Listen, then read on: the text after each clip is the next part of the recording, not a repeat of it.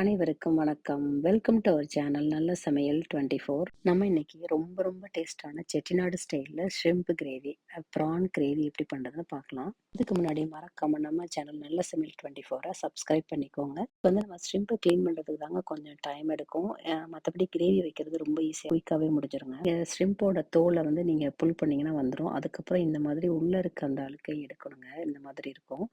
நீங்க ஒரு tooth big இல்லைன்னா இந்த மாதிரி ஸ்மால் நைஃபை வச்சு உள்ள கீறி எடுத்தீங்கன்னா, அது உள்ள இருக்க அந்த பிளாக் இத எடுத்துரலாம். அதையும் எடுத்ததுக்கப்புறம் கிளீன் பண்ணிட்டு, நீங்க ரெடி பண்ணி வச்சுக்கலாங்க. இப்ப பார்த்தீங்கன்னா, நம்ம எல்லாத்தையும் கிளீன் பண்ணதுக்கப்புறம் நல்லா வாஷ் பண்ணிட்டு எடுத்து வச்சாச்சு. இந்த மாரி ஃப்ரெஷ்ஷா இருக்குங்க. இப்ப பாருங்க ரொம்ப கிளீனா இருக்கு. இப்ப நம்ம கிரேவி ரெடி பண்ண அதுக்கு நீங்க ஒரு கடாய் சூடானதுக்கப்புறம் 2 ஸ்பூன் எண்ணெய் சேர்த்துக்கோங்க. அது கூட கொஞ்சம் சோம்பு, கொஞ்சம் சீரகம் சேர்த்ததுக்கப்புறம், ஒரு பெரிய வெங்காயத்த நல்லா கட் பண்ணி சேர்த்துக்கலாம். இது கூட 2 பச்சை மிளகா, 2 வரமிளகா சேர்த்துக்கோங்க. அதோட ஃப்ளேவர் நல்லாயிருக்கும். இது நல்லா வதங்குனதுக்கப்புறம், நான் இது கூட வந்து கோவக்காய் கட் பண்ணி சேர்த்துக்கிறேங்க.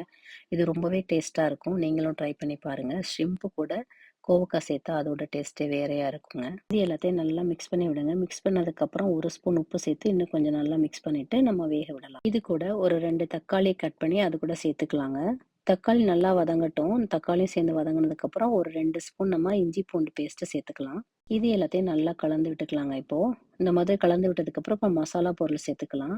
2 ஸ்பூன் தனி மிளகாய் தூள், 3 ஸ்பூன் தனி மல்லித்தூள், 1 ஸ்பூன் சோம்புத்தூள், 1 ஸ்பூன் சீரகத்தூள், 1 ஸ்பூன் உப்பு சேர்த்து இது எல்லாத்தையும் நல்லா மிக்ஸ் பண்ணி விட்டுக்கலாம். இப்போ நம்ம கிளீன் பண்ணி வச்சிருக்க ஷ்ரிம்பை இது கூட சேர்த்துக்கலாம். இது எல்லாத்தையும் நல்லா கலந்து விட்டுக்குவோம் இப்போ.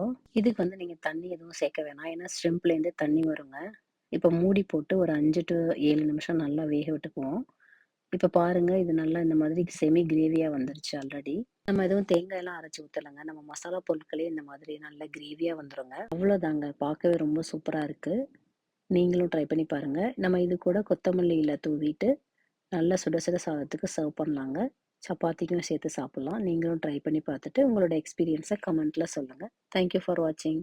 மறக்காம நம்ம சேனல் நல்ல சமையல் 24 சப்ஸ்கிரைப் பண்ணிக்கோங்க. அது கூட பெல் பட்டனையும் கிளிக் பண்ணிக்கோங்க.